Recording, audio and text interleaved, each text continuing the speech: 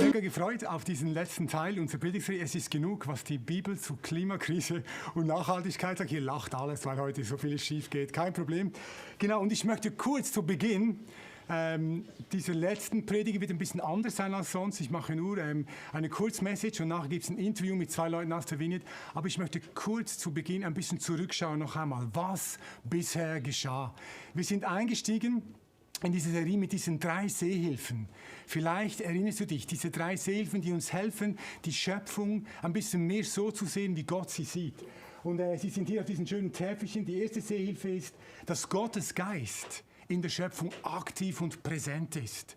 Also Gott sendet ständig seinen Geist in die Schöpfung, damit diese ökologischen Systeme immer wieder erneuert werden und erhalten bleiben. Die zweite Sehhilfe war, dass Gott erst als die ganze Schöpfungsgemeinschaft miteinander quasi in Harmonie funktioniert, ineinander greift, es für alle wohnlich ist, sagt, das ist jetzt wirklich sehr gut. Also dieser Gedanke einer Schöpfungsgemeinschaft, die Gott schafft. Und die dritte Sehhilfe war der Höhepunkt der Schöpfung ist nicht der Mensch, sondern der Sabbat. Also dieser Pausenknopf, wo Gott sagt, hey, mal einen Tag nicht konsumieren, mal einen Tag nicht in die Schöpfung eingreifen. Dann in der zweiten Predigt haben wir uns 3 Leitlinien für ökologisches Handeln in der Bibel angeschaut. Diese 3 Leitlinien sollen auch irgendwo hier sein, genau, die sind hier. Also die erste ist Ressourcen schonen. Quasi das mit dem Sabbatjahr. Einmal in 7 Jahren lass dieses Feld einfach ruhen. Das zweite war Konsum einschränken. Immer wieder gibt Gott Gebote, die sagen, hey, du musst nicht alles konsumieren, was du konsumieren kannst. Und die dritte ökologische Leitlinie war das, wo er ja so richtig witzig eingegangen ist in seinem Video, dass Jesus Food Waste überhaupt nicht cool findet. Und am letzten Sonntag hat Sven gepredigt und uns noch einmal mitgenommen in diese beiden Aufträge in der Bibel. Diesen Herrschaftsauftrag, wo Gott sagt, macht euch die Erde untertan, heißt aber eben genau nicht sie ausbeuten, sondern wie ein guter Hirte für seine Herde sorgt, so sollen wir uns um die Schöpfung kümmern. Und dann der Gärtnerauftrag. Und dann hat er aus den 5 Büchern Mose gezeigt, wie gewisse Gesetze, die dort stehen, vielleicht ein bisschen lustig tönen, aber mit der Brille von Nachhaltigkeit und Ökologie extrem viel Sinn machen. Und heute landen wir. Und ich möchte vielleicht so als Zusammenfassen dieser ersten 3 Predigten noch einmal dieses Zitat von Papa Francesco bringen, dessen Enzyklika ich ja öfters zitiert habe. Und zwar sagt er, so als Quintessenz, niemand verlangt, in die Zeit der Höhlenmenschen zurückzukehren. Es ist aber unerlässlich, einen kleineren Gang einzulegen und die Wirklichkeit auf andere Weise zu betrachten. Einen kleineren Gang einlegen und die Wirklichkeit, die Schöpfung, versuchen mit Gottes Augen zu sehen. So, und was mich am meisten begeistert hat an dieser Predigtserie, war für mich selbst in den letzten Monaten, dass ich durch diese neuen Fragen Dinge in der Bibel entdeckt habe, die eigentlich immer schon da waren, aber die ich ein bisschen übersehen habe. Und darum möchte ich heute am Schluss noch einmal etwas mit euch anschauen. Ich würde sagen, eine urjesuanische Praxis. Etwas, das so Teil vom Leben von Jesus war und vom Neuen Testament und das wir oft trotzdem nicht sehen. Und das ist eine Praxis und ich hoffe, ihr vergebt mir meine Ausdrucksweise, die dem Zeitgeist so richtig eins auf die Fresse gibt. Und man könnte auch netter sagen, die wirklich wie ein Schlag ins Gesicht ist für den Zeitgeist. Ich möchte euch 3 Bibelstellen dazu vorlesen, die auch eingeblendet werden. Die erste ist in Lukas 12,15. Sagt Jesus, nehmt euch in Acht, begehrt nicht das, was ihr nicht habt. Das wahre Leben wird nicht daran gemessen, wie viel wir besitzen. Begehrt nicht das, was ihr nicht habt.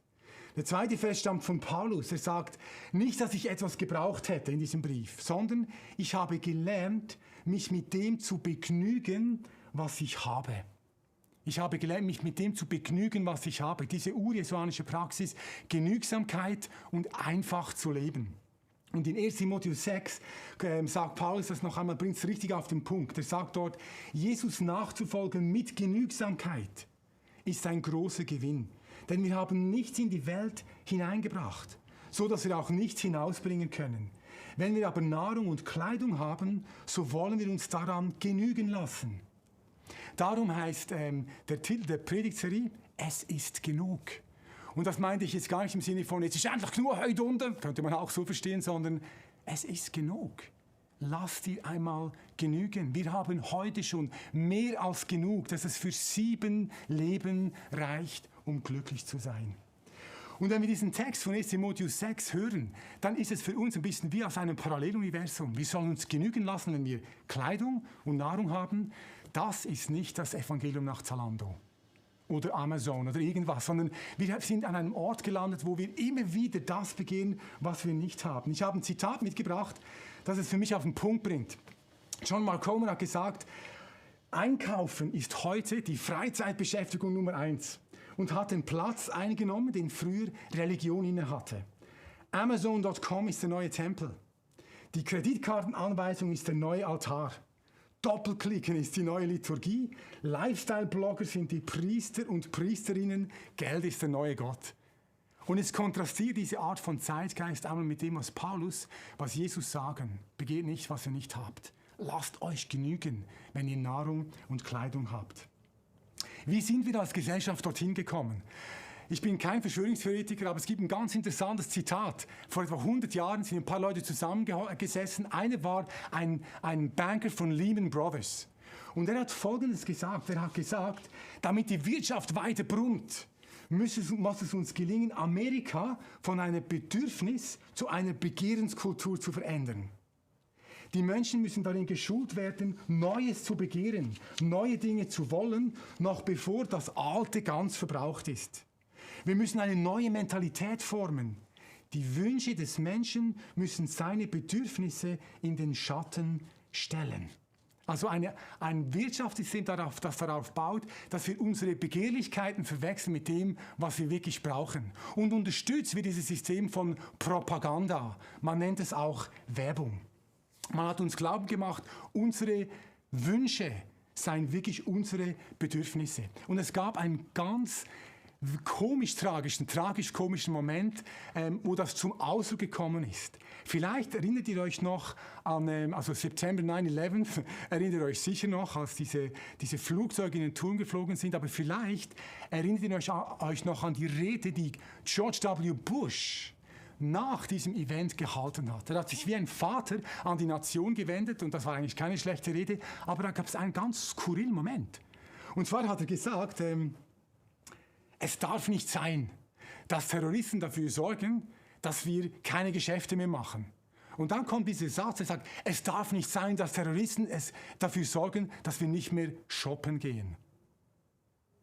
Und dann denkst du irgendwie, Kollege, also ich meine, es sind Tausende von Menschen gestorben, du sprichst davon, es darf nicht sein, dass wir mit Shoppen aufhören. Aber unser Wirtschaftssystem lebt davon, dass nie genug ist. Ich habe vorhin vom Evangelium nach Zalando gesprochen oder Amazon. Ich glaube, weil wir auch Jünger unserer Zeit sind, dass wir manchmal die Aussagen, die Jesus zu Genügsamkeit und Einfachheit und nicht alles haben zu müssen, was wir gar nicht glauben, dass wir eigentlich das Evangelium nach Zalando glauben. Und das Evangelium nach Zalando heißt, je mehr du hast, desto glücklicher bist du, desto besser geht es dir. Dabei gibt es x Studien, die beweisen, dass es gar nicht stimmt. Ich nenne nur 2 ganz kurz. Die eine Studie, die wurde von der Harvard University durchgeführt, die hat untersucht, gibt es einen Zusammenhang zwischen steigendem Einkommen und sich glücklich fühlen. Und interessant ist, die Kurve geht so. Es gibt eine Zeit lang, bis es so ein gutes Mittelstandseinkommen ist, oder ein Mittelstandseinkommen, wo es wirklich stimmt. Da ist man glücklicher, wenn man ein bisschen mehr hat. Aber sobald dieses Einkommen überschritten ist, nimmt das Glücklichsein wieder ab. Und genau das Gleiche hat ein Psychologe untersucht, wenn es um Wahlmöglichkeiten geht. Wir haben das Gefühl, möglichst viel Auswahl zu haben, macht uns glücklich. Die Realität ist, es ist nicht wahr. Wenn du gar keine Auswahl hast, dann bist du nicht glücklich. Wenn du ein bisschen Auswahl hast, dann ist die Glückskurve auf dem Peak, auf dem Höhepunkt. Und wenn du ganz viel Auswahl hast, dann geht die Glückskurve wieder runter. Kann man zeigen. Ist ja logisch.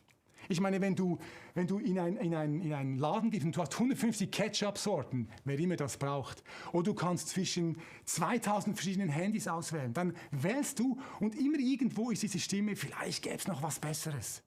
Darum, es ist nicht wahr. Je mehr wir haben, wir sind nicht umso glücklicher. Hey, ich glaube, diese urjesuanische Praxis von lass dir auch einmal genügen, es ist genug, du hast bereits genug, um glücklich zu sein, die gilt es wieder zu entdecken. Richard Foster hat gesagt, wir im Westen, wir sind Versuchskaninchen in einem riesigen wirtschaftlichen Experiment des Konsums. Wir sind wie Versuchskaninchen. Man bombardiert uns mit Propaganda, mit einem Evangelium, das sagt, du brauchst noch mehr. Und wenn du das noch hast, dann... Und alle Werbung heute, es bewegt eigentlich gar nicht mehr das Produkt, sondern dein Lebensgefühl verbessert sich. Und wir sind wie Versuchskaninchen mit verheerenden Konsequenzen für unsere Herzen und auch für unsere Umwelt. Darum sagt vielleicht derjenige, der die Sprüche geschrieben hat, in einem Gebet, Gott, lass mich weder arm noch reich werden, sondern gib mir gerade so viel, wie ich brauche. Ich glaube wirklich, diese ökologischen Fragen, die wir in diesem Monat angeschaut haben, die könnten uns helfen, diese Praxis von Jesus wieder zu entdecken. Es ist genug. Lass dir genügen. Begehre nicht, was du nicht hast. Wenn du Kleider und Nahrung hast, ich meine, das klingt ja für uns wie ein blanker Hohn, dann lass dir daran genügen. Ich glaube wirklich, wir werden massiv belogen. Wir werden massiv belogen, indem große Konzerne uns sagen, du brauchst das noch und du brauchst das noch. Für die großen Konzerne ist dein Leben mehr wert, wenn du möglichst viel konsumierst und möglichst viel Zeit vor einem Bildschirm verbringst. Für sie ist dein Leben nicht mehr wert, wenn du glücklich bist, wenn du genügsam bist. Und ich glaube, hier brauchen wir wirklich so wie, ich würde mal sagen, eine fröhliche, glückliche Revolution gegen diesen Konsumismus, in dem wir im Westen leben. Ich plädiere heute zum Abschluss der Serie für diese fröhliche, glückliche Revolution gegen den Konsumismus. Und ich wünsche mir, dass wir das nicht so verbissen und apokalyptisch tun, wie das manchmal vielleicht so in der Klimabewegung passiert, sondern wie es Franziskus gemacht hat. Dieser Mönch, der gesagt hat, ich will besitzlos leben, ich lege meine Kleider sogar von meinem Vater hin, weil die sind von ihm. Und dann war die Letizia, die Fröhlichkeit, das war das Merkmal der Franziskaner. Die waren glücklich, weil sie befreit worden sind von diesem Zwang, ich muss immer noch mehr haben. Vielleicht, bevor wir dann zu diesem Interview kommen, einfach noch 2, 3 Wegweiser, wie das aussehen könnte, bevor die beiden dann ganz praktisch sagen werden, wie sie das leben. Eine Idee, um die Genügsamkeit ein bisschen zu üben, wäre, wir kommen ja vom Black Friday. Und ich meine, also ich sage jetzt nicht, wer es war, aber jemand hat letzten Freitag vom Staff gesagt, ich darf nicht aufs Internet, sonst kaufe ich etwas. Ja, wie wäre es, wenn du jetzt sagst, hey, ich tätige keine Impulskäufe mehr. Ich überlege mir ein paar Tage, ja, brauche ich es wirklich? Brauche ich es wirklich? Keine Impulskäufe zu tätigen, wäre eine Möglichkeit, einen Gang zurückzuschalten. Nicht zurück zu den Höhlenmenschen, aber einen Gang zurückzuschalten. Wow. Eine zweite Möglichkeit wäre, bevor du was einkaufst, hier klingt eine Kaffeemaschine, bevor du was einkaufst, dir mal zu überlegen, könnte es sein, soviel ich weiß, dass ich mit diesem Kauf dazu beitrage, dass Menschen unterdrückt werden oder dass ich die Umwelt schädige. Ich meine, ich weiß es nicht immer, aber vielleicht weiß ich es an einem Ort. Mein Sandwich-Kairos, Pullefleisch aus Brasilien. Das wäre auch eine Möglichkeit. Wenn ich das merke, dann brauche ich es wirklich oder habe ich eine Alternative. Erkenne, das wäre mein dritter Wegweiser, erkenne Werbung als das, was es ist Lügenpropaganda. Also John Mark Comer, dieses Buch geschrieben hat über geistige Disziplin, er hat gesagt, er hat ein Spiel für seine Familie entwickelt. Immer wenn sie eine Werbung sehen, dann machen sie eine Pause nach der Werbung und dann rufen sie laut, was ist die Lüge hinter dieser Werbung? Das wäre doch mal ein Familienspaß, oder? Die Werbung anzuschauen und sagen, okay, was wird mir hier gesagt, was eigentlich überhaupt nicht stimmt? Dann etwas Weiteres, ich bin gerade fertig. Kultiviere eine tiefe Wertschätzung für die Schöpfung. Da kannst du es auch lernen, etwas zu genießen, das dir gar nicht gehört. Da kannst du sogar Gott erleben, anstatt immer mehr zu haben, die Schöpfung wertzuschätzen, die Schöpfung wahrzunehmen. Vielleicht noch was anderes, kultiviere die Wertschätzung ganz einfacher Dinge. Es braucht nicht immer 700 Franken, um glücklich zu sein. Ich habe ein neues Feierabendritual. Was ich brauche, ist Sprints, Oliven und ein gutes Bier. Kann ich jetzt irgendwann nicht fair kann? Ich glaube, ist okay. Und dann schreibe ich mir ein bisschen Sprints und ein bisschen Oliven und ein Bier und dann habe ich einfach Freude. Ich bin da, ich sitze, ich genieße etwas, ich lese ein Buch, eine Zeitung. Kultiviere die Freude an den einfachen Dingen. Und vielleicht last but not least, wie wäre es, wenn wir einmal definieren, wann ist eigentlich genug? Wann habe ich genug? Und das fest und sagen, ich habe genug. Die Welt fragt konstant, wie bekomme ich mehr? Jünger von Jesus fragen sich immer wieder, wie kann ich auch mit weniger leben? Hey, am Schluss noch einmal diese beiden Zitate und da gibt es eine kleine Pause, bis wir alles umgestellt haben, bis dann dieses Interview kommt. Aber diese beiden Zitate, die es nochmal wie zusammennehmen, über was wir in den letzten 4 Sonntagen gesprochen haben. Das erste von Papa Francesco: Niemand verlangt, in die Zeit der Höhlenmenschen zurückzukehren. Es ist aber unerlässlich, einen kleineren Gang einzulegen und die Wirklichkeit auf andere Weise zu betrachten. Die Schöpfung mit Gottes Augen zu sehen und mal einen Gang zurückschalten. Und als letzten Text diese urjesuanische Praxis der Genügsamkeit, 1. Timotheus 6,6. Jesus nachzufolgen mit Genügsamkeit ist ein großer Gewinn. Denn wir haben nichts in die Welt hineingebracht, so dass wir auch nichts hinausbringen können. Wenn wir aber Nahrung und Kleidung haben, so wollen wir uns daran genügen lassen. Ich lasse es mal so setzen, jetzt gibt es ein bisschen Musik, wir stellen hier um und dann bin ich gespannt auf dieses Interview.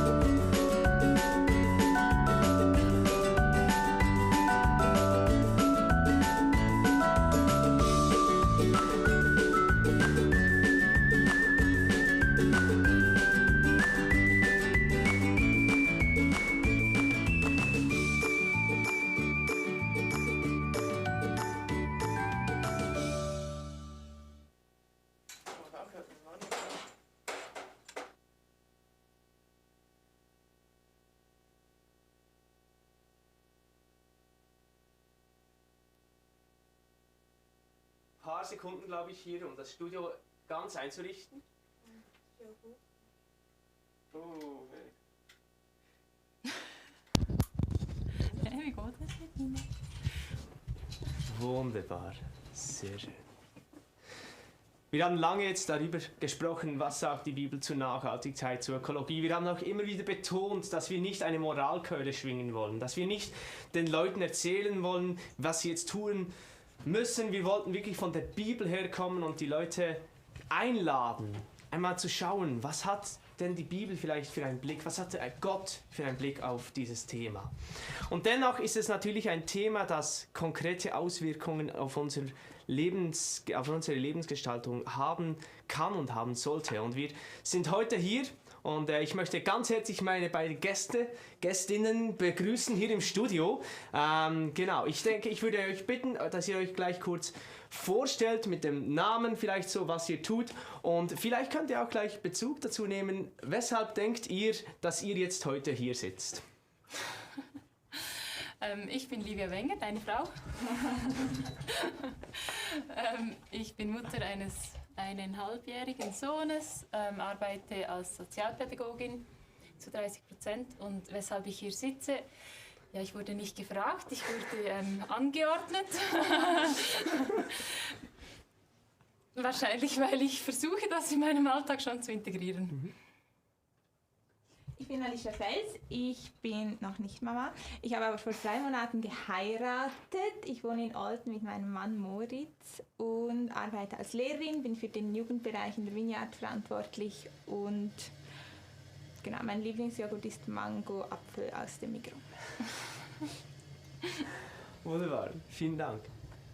Wie Livia bereits erwähnt hat, vielleicht wusstet ihr gar nicht genau, weshalb hat man euch gefragt. Ich denke, es geht uns darum, dass wir heute nicht 2 Leute auf der Bühne haben, die alles immer korrekt machen und irgendwie so die Leuchttürme im Bereich Nachhaltigkeit sind. Wir wollen mit einfachen Menschen sprechen. Wir wollen schauen, was sind eure Motivationen dahinter, und ihr beide seid 2 Personen, die mir persönlich sicher als solche auffallen, die sich bewusst mit diesem Thema beschäftigen. Und deshalb sitzt ihr hier. Genau. Ich möchte gleich einsteigen mit der ersten Frage. Vielleicht gleich an dich, Livia. Wann oder wo hast du gemerkt, es ist genug, wie wir es vorhin gehört haben? Es ist genug, und hast du begonnen, dein Verhalten in Bezug auf Nachhaltigkeit und Ökologie aktiv zu ändern? Ich glaube, ich war ungefähr 16, als ich inspiriert wurde, einzelne Kleidungsdetailhändler zu boykottieren. Ich habe das einfach mal gemacht, weil ich das noch eine gute Idee fand. Vor allem sozial nachhaltig war mir da bewusst. Und dann ging das weiter. Ich mag mich erinnern, mit 19 habe ich mal entschieden, ich kaufe nur noch fair produzierte Schokolade. Das waren so die ersten kleinen Schritte. Und dann ließ ich mich einfach weiter inspirieren, was mir über den Weg gelaufen ist und mich inspiriert hat, nachhaltig, sozial oder ökologisch zu leben, habe ich versucht umzusetzen. Du hast gerade erwähnt, du wurdest inspiriert. Von wem? Von weshalb? Was hat dich inspiriert?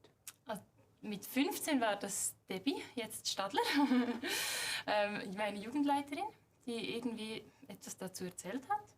Und dann mit 19 war das in einer Jüngerschaftsschule, als wir das Thema Weltverantwortung zusammen besprochen haben, auch aus biblischer Sicht. Und ich dachte einfach, ich kann nicht sagen, ja, das ist sicher so, dass das nicht gut ist, wenn wir diese Verantwortung nicht wahrnehmen und selbst nichts ändern. Und dann habe ich mal mit einem ganz kleinen Schritt begonnen. Sehr gut. Vielen Dank. Alicia. Genau, ich habe mit 12, 13 sehr viele YouTube-Videos geguckt. Ich habe die englische das YouTube-Areal sozusagen entdeckt, und da habe ich irgendwie ganz viele Veganer gefunden und Veganerinnen. Genau, und wurde dann 2013 gefühlsmäßig über Nacht Vegetarierin. Nicht unbedingt, weil mir die Tiere leid taten, sondern mehr, weil ich das Gefühl hatte, es kann ja nicht sein, dass nur weil ich Fleisch esse, dass so viel Wasser verbraucht wird und so weiter, und den ganzen sozialen Aspekt, genau, dass andere Leute hungern müssen und Kühe immer genug zu essen haben, das fand ich irgendwie ganz komisch. Ich kann mich gut an eine Predigt erinnern von Till oder von Papa mit den 130 Joghurtsorten in der Migros. Ich glaube, das war so das erste Mal, wo ich mich dann bewusst auch, so wie sieht das in der Schweiz aus, mit dem Thema auseinandergesetzt habe. Und dann, genau, ich bin immer noch Vegetarierin, ein bisschen entspannter vielleicht noch als vor 7, 8 Jahren. Genau. Und dann für mich ist so, das Essen ist eines, aber so nachhaltig leben hat für mich, gerade weil es auch um das Soziale geht, eigentlich in fast jedem Bereich seinen Platz. Und in jedem Bereich kann man wie etwas Kleines tun, um die Welt ein bisschen besser zu machen. Ihr habt jetzt beide eigentlich Situationen erwähnt, wo ihr irgendwo angestoßen wurdet, also eben durch YouTube-Videos oder durch eine Predigt mit 130 Joghurts oder durch deine Jugendleiterin Debbie oder in dieser Jüngerschaftsschule. Das hat ja wie den Stein ins Rollen gebracht, würde ich jetzt mal sagen. Was motiviert euch dann vielleicht heute? Oder habt ihr dann begonnen, euch damit selber aktiv zu beschäftigen? Oder habt ihr, was ist es vielleicht heute, was den Prozess am Rollen behält? Ich glaube für mich schon auch so, dass dass mein Papa mich dazu herausgefordert hat, ja, was sagt denn die Bibel dazu? Was heißt es denn, ökologisch oder nachhaltig zu leben in Bezug auch auf die Bibel? Und ich glaube, so meine Entdeckung, dass Gott das auch ein mega Anliegen ist, und ich arbeite mega gerne mit Gott zusammen und habe ein Herz für die Sachen, für die er ein Herz hat, und so zusammen mit Gott wie etwas Gutes zu tun, das hat für mich so ich glaube, das ist so die nachhaltigste Motivation, weil es einfach richtig cool ist, mit Gott zusammen an etwas zu arbeiten oder in etwas zu investieren. Ich bin kein Forschertyp. Ich habe noch keine Studien dazu gelesen. Ich recherchiere nicht oft, was genau hat welche Auswirkung. Das liegt mir nicht so, aber ich lasse mich wirklich gerne im Alltag inspirieren und merke, das hat auch René vorhin erwähnt in der Predigt, es vereinfacht mir den Alltag auch, ganz praktisch für mich. Es ist so viel entspannter, ins Migros zu gehen und einfach das Fleischregal wegzulassen, weil ich entschieden habe, selbst kein Fleisch zu kaufen. Einfach alle Produkte, die importiert sind, grundsätzlich wegzulassen und sonst ist es mal eine Ausnahme. Und ich muss ganz vieles nicht mehr beachten, weil ich mich schon entschieden habe. Das ist sicher ein Punkt, der mich motiviert, dran zu bleiben.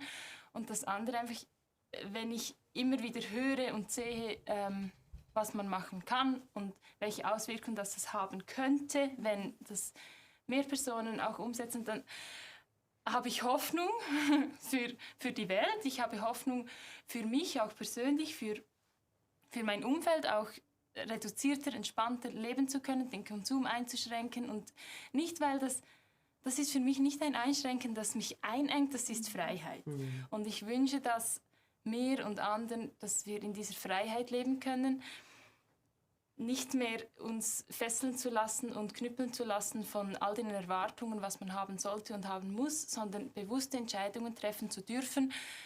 Das brauche ich und das kann ich genauso, wie ich es mache, auch unterstützen.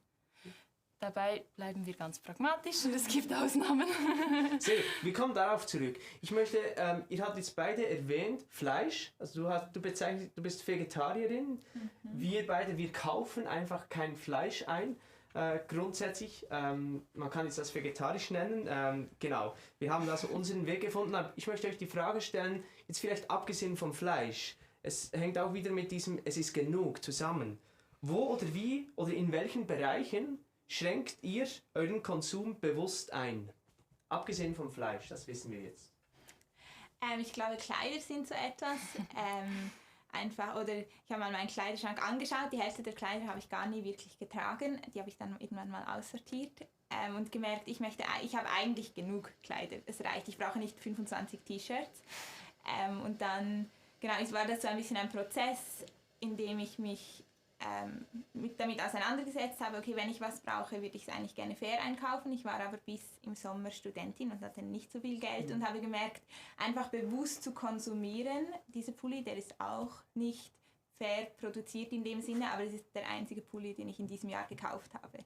Und für mich ist das so einerseits ein Kompromiss, aber auch ganz fest mit diesem bewusst zu konsumieren und zu sagen, hey, das sind meine Möglichkeiten, da kann ich mehr Geld dafür ausgeben, da kann ich weniger Geld dafür ausgeben, aber ich mache mir wie im Vornherein Gedanken und auch, ich bin ausgezogen und jetzt lebe mit meinem Mann zusammen und da war es auch bei der Wohnungseinrichtung, was brauchen wir wirklich? Und es ist so schön, nicht so viele Schränke haben zu müssen, Platz in den Schränken haben zu müssen, einfach weil wir haben mehr als genug, aber es reicht einfach, wir brauchen nicht jeden Shishi und wir machen uns mega Gedanken, wo investieren wir Geld rein, was ist uns wichtig, was fehlt noch.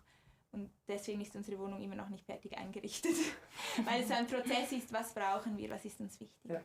Genau, so. Livia, wo schränkst du dich ein?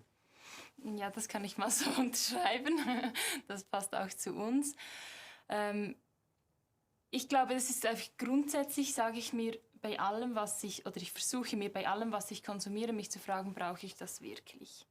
Und brauche ich das so, wie ich es jetzt hier bekommen könnte? Das geht vom Einkaufen im Migros, eigentlich bei allem, über die Kleidung, auch über die Wohnungseinrichtung.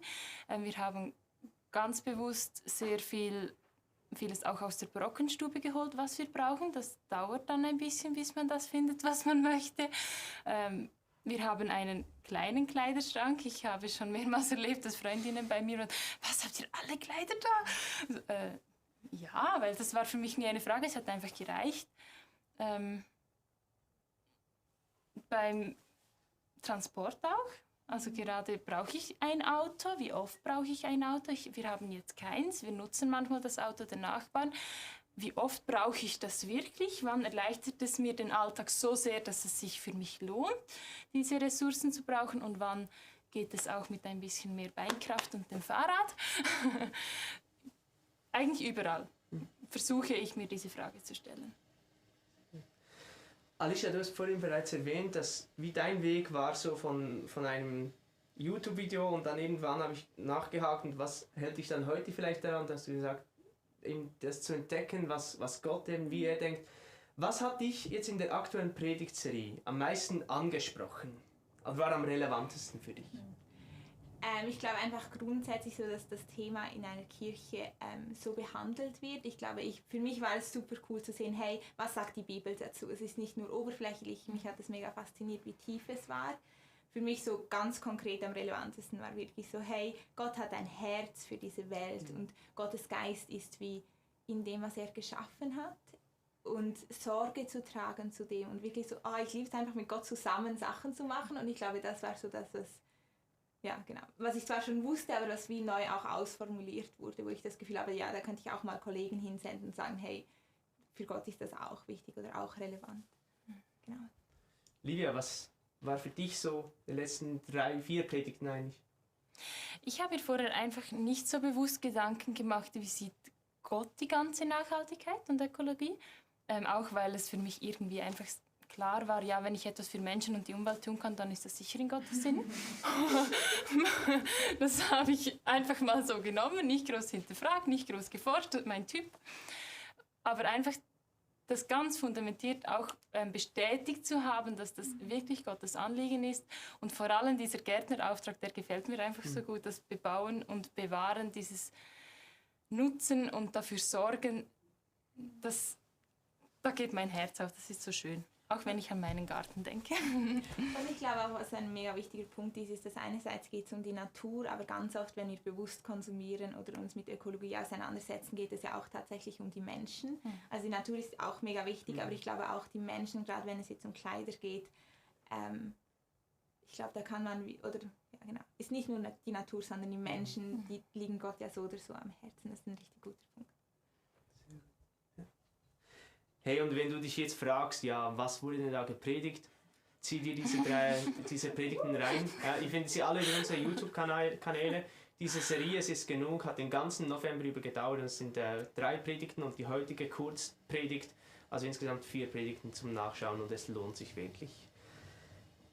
Ich habe am Anfang gesagt, ihr seid jetzt nicht vielleicht, oder ihr könnt nicht diese Leuchttürme sein, eben ihr seid nicht die Heiligen, wenn es darum geht. Deshalb meine nächste Frage, wo geht ihr Kompromisse ein, wenn es um Thema Nachhaltigkeit und Ökologie geht? Wo macht ihr Kompromisse? Also ihr seht da hinter Sven unsere Kaffeemaschine. Das ist für mich manchmal ein großer Kompromiss, wenn ich mir Gedanken dazu mache, betreffend Importprodukten, dann ist eigentlich meine Haltung, ich möchte möglichst wenig Import konsumieren. Und wir trinken echt viel Kaffee. Und Kaffee wird in der Schweiz nicht angebaut. Das ist Import. Wir versuchen zu steuern, welchen Kaffee das ist. Aber das ist für mich ein Kompromiss, den wir uns gönnen. Ja, zum Beispiel das. Sehr gut. Alicia? Ich habe einen Mann, der Fleisch isst. Das ist für mich ein bisschen ein Kompromiss, aber auch ganz cool, weil es mich ein bisschen entspannter macht rund um das Thema. Für mich wir waren gestern Abend nach der Community, waren wir noch im McDonald's. Das ist für mich auch ein mega Kompromiss. Wir haben zwar den Karton dann nach Hause genommen, aber es war trotzdem Abfall oder auch eine Großfirma, die ich nicht unbedingt per se unterstützen möchte. Aber genau, ich möchte einfach auch leben und nicht das so zu einer Gottheit machen, die mich so einschränkt, dass ich das Gefühl habe, es tut meiner Beziehung nicht gut oder ich kann mir wie nicht einfach mal erlauben oder einfach mal sein, ohne alles zu hinterfragen. Und ich glaube, weil ich Kompromisse eingehe, kann ich auch viel gnädiger mit anderen Leuten umgehen, die noch nicht so weit sind, weil ich weiß, dass es unmöglich ist, perfekt zu handeln, weil es im Moment einfach gar nicht möglich ist, selbst wenn man sich mega einschränkt und mega Gedanken macht. Und ich glaube, das ist mir auch mega wichtig, dass ich, nur weil ich so lebe, heißt das nicht, dass zwingend alle anderen das genau gleich machen müssen in meinem Umfeld. Ich ergänze vielleicht noch, auch das zum Fleisch ist für uns auch ein Kompromiss. Wir haben entschieden, wir wollen weniger Fleisch konsumieren. das Einfachste war einfach mal, ja, wir kaufen kein Fleisch. Wenn wir dann ins Restaurant gehen, dann kaufen wir dann trotzdem mal. Wir machen auch den Kompromiss im Sommer beim Grillieren, kaufen wir auch ab und zu Fleisch. Wenn wir irgendwo eingeladen sind, dann essen wir auch Fleisch, auch weil wir irgendwie pragmatisch bleiben möchten und weil wir es einfach wirklich auch sehr mögen. Und ein anderes Beispiel sind auch die Windeln unseres Sohnes. Wir haben uns für Stoffwindeln entschieden, weil wir möglichst wenig Abfall produzieren möchten. Ist mit einem Kind jetzt eigentlich recht gut machbar. Ich weiß nicht, wie ich das mit einem zweiten Kind machen würde. Aber auch da gibt es den Kompromiss. Wenn es mal einfach einfacher ist, weil die Stoffwindeln wirklich weniger lang halten, dann nehme ich mal die Papierwindeln, weil ich nicht unterwegs auf dem Spielplatz noch Windeln wechseln kann, möchte. Ja, dann mache ich es mir einfacher und brauche auch das andere. Sehr gut. Ich glaube, es ging uns wirklich auch in dieser ganzen Serie eben darum, dass wir wirklich von der Bibel herkommen wollen, dass wir etwas aufzeigen wollen und eben wirklich nicht die Moralaposteln sein. Und ich denke, hier gehören Kompromisse dazu, wie ihr erwähnt habt. Ich möchte euch zum Schluss 4 Stichworte geben. Und ich bitte euch einfach 2 Sätze dazu zu sagen, sowie einfach, das sind die Main Points, inwiefern dieses Thema im Bereich Ökologie und Nachhaltigkeit für euch relevant ist oder was ihr bewusst umsetzt. Okay? Seid ihr ready? Okay, Alicia, du kannst gleich beginnen. Kleider. Ich kaufe möglichst wenig Kleider, aber wenn ich kaufe, probiere ich gute Marken oder kleine Geschäfte auch zu unterstützen und sie nicht online zu bestellen. Vielen Dank. Livia, Kleider. Auch möglichst wenig. Und dann Brockenstube oder sonst meistens Revolve in Zürich, weil ich weiß, der unterstützt gute Marken. Sehr gut. Du darfst gleich weiterfahren, Livia. Einkaufen. Das Nötige und vor allem gerade bei Früchte und Gemüse regional, saisonal und dann Bio-Fairtrade beachte ich. Das heißt im Winter oft Kohl. Kein Problem, man kann ganz viel Gutes damit kochen. Wir probieren möglichst so einzukaufen, dass es keinen Abfall gibt. Also wir gehen auch sehr oft einkaufen. Wir haben noch keine Kinder, das ist möglich. Und auch einfach möglichst regional und nicht in Plastik verpackte Früchte und Gemüse vor allem. Genau. Livia, Food Waste, Abfall. Abfall, als wir unseren eigenen Haushalt gegründet haben, habe ich mal so ganz spontan entschieden, Alufolie kommt nicht mehr rein. Und das ging einfach. Sie ist nicht mehr da. Sie ist einfach verschwunden. So, ja, ganz kleines Beispiel. Und dann gibt es halt die Bienenwachstücher und auch Plastiksäcke sind ersetzt mit Stofftüten oder diese Früchtebeutel, die es gibt. Alicia, Food Waste, Abfall. Super, machen wir auch. Wir haben uns vorgenommen, dass wir das Recycling möglichst einfach machen für uns. Das heißt, wir nehmen fast jedes Mal, wenn wir einkaufen gehen, nehmen wir ein bisschen Abfall mit, recyceln das wieder, damit es nicht so diese riesen Säcke sind, die mega mühsam sind. Genau, wir haben das alles vor der Tür, damit es wirklich uns auch einfach fällt, die Sachen nicht einfach in den Müll zu schmeißen, sondern zu recyceln. Genau. Und ja. Genau. Sehr gut. Mehr als 2 Sätze. Das ist kein Problem. Das letzte Stichwort für dich, Alicia, Mobilität. Genau, wir haben uns gegen ein Auto entschieden, weil es sich, glaube ich, nicht lohnen würde für uns und weil wir gesagt haben, wir haben dann Velos, in Olten ist das super einfach und sonst haben wir den Zug und wir haben aber auch da gesagt, wir sind da auch bereit, ein bisschen mehr Geld zu investieren. Wir haben uns entschieden, grundsätzlich intereuropäisch nicht zu fliegen. Das ist so ein Entscheid.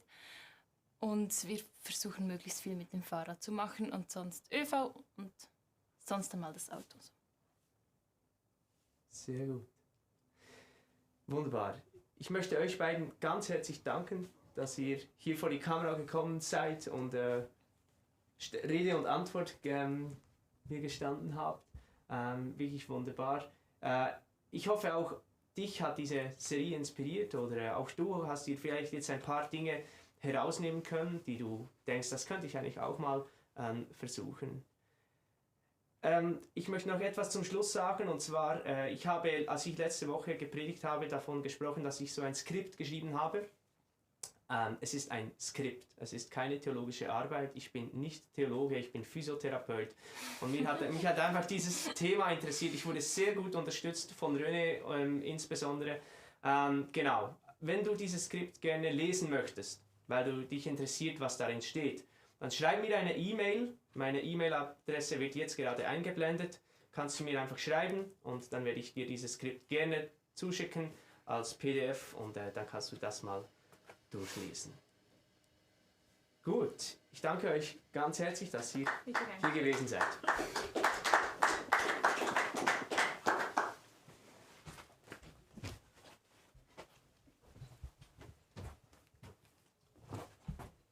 So, jetzt doch. Das ist gut. Super.